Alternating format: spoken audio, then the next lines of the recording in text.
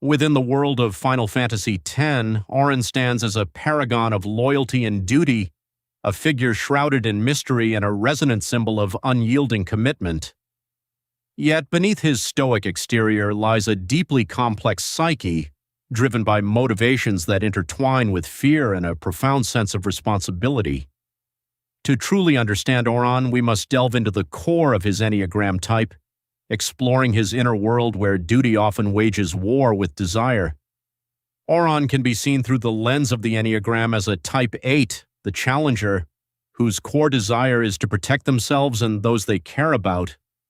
This type is often motivated by a fear of being harmed or controlled, leading them to develop a survival rule that centers around strength and self-reliance. In Auron's case, this manifests as an unwavering dedication to his promises, a defense mechanism against the chaos that threatens to destabilize his world. Yet, like all eights, Auron's gift of decisiveness and courage is shadowed by a potential for control and rigidity. His shadow, hidden beneath the surface, can emerge when his values appear threatened, pushing him into a spiral where his strength becomes inflexibility. This is where we see his inner demons at play, his refusal to deviate from his path even when it leads to personal sacrifice.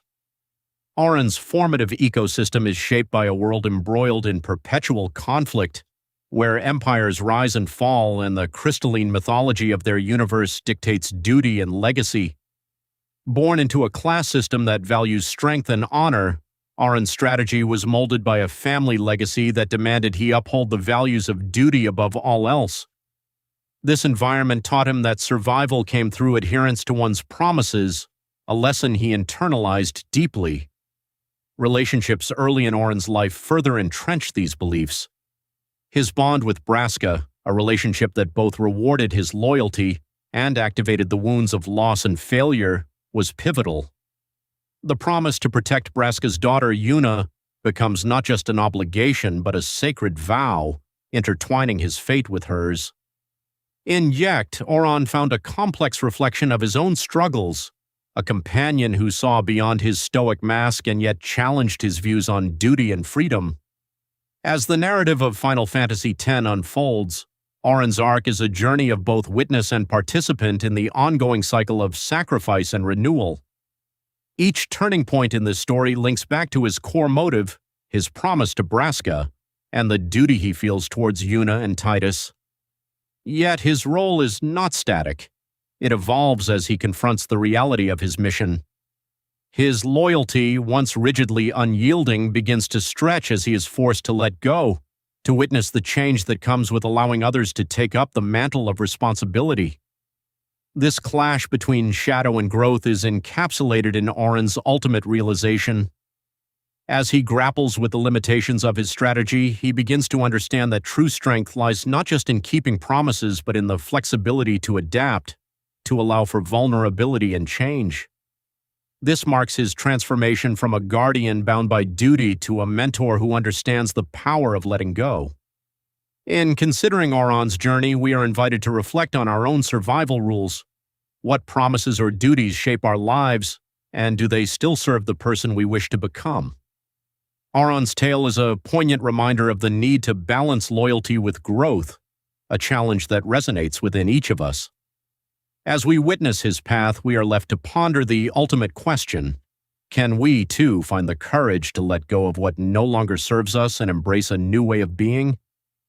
Auron's journey through the world of Spira offers a rich tapestry of psychological complexity, deeply embedded in the fabric of his Enneagram Type 1 personality.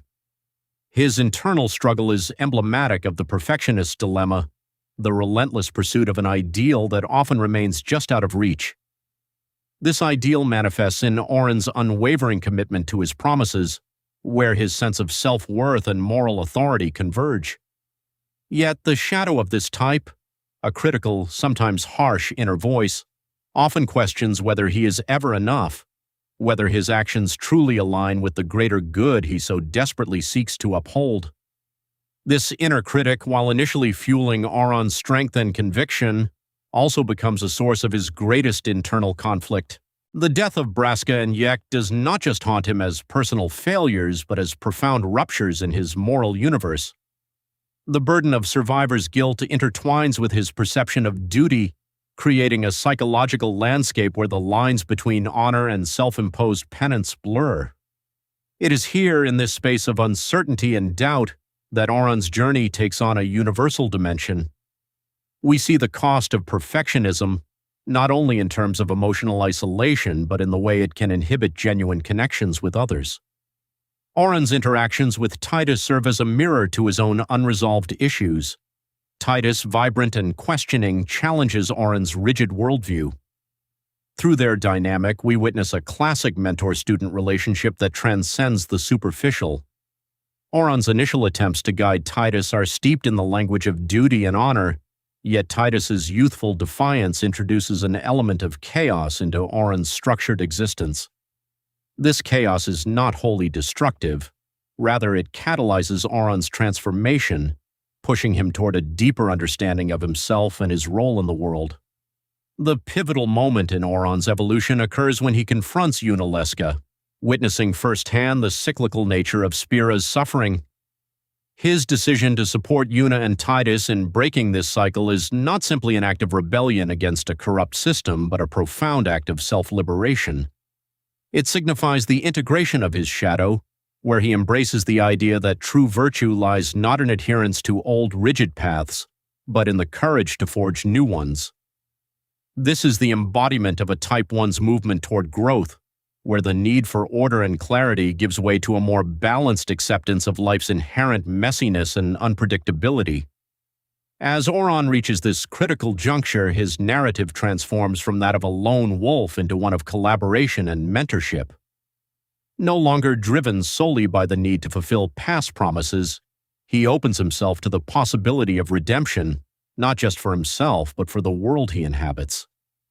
His relationship with Una evolves from protector to ally, acknowledging her strength and agency. In doing so, Auron demonstrates a profound respect for her journey, recognizing that true guidance sometimes involves stepping back and allowing others to find their own path. This shift in Auron's role can be seen as a broader commentary on the nature of leadership and authority. It challenges the traditional archetype of the hero as a solitary figure of strength, and instead presents a more nuanced understanding of heroism as an act of vulnerability and shared endeavor. Auron's willingness to embrace change and uncertainty reflects a deep internal reconciliation, one that resonates with the core human experience of seeking purpose within a world that is both unpredictable and often unforgiving. In the end, Auron's story invites us to consider our own narratives, the promises we cling to, and the ways in which they define us. It urges us to question the rigidity of our convictions and to embrace the inevitable growth that comes with life's challenges. As we ponder Auron's legacy, we are left with the enduring question of what it truly means to live with integrity in a world that is constantly evolving.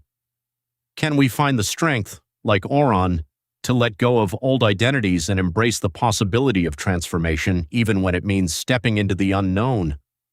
This perhaps is the ultimate lesson of Auron's journey, a reminder of the resilience inherent in all of us when we dare to face our shadows and step into the light.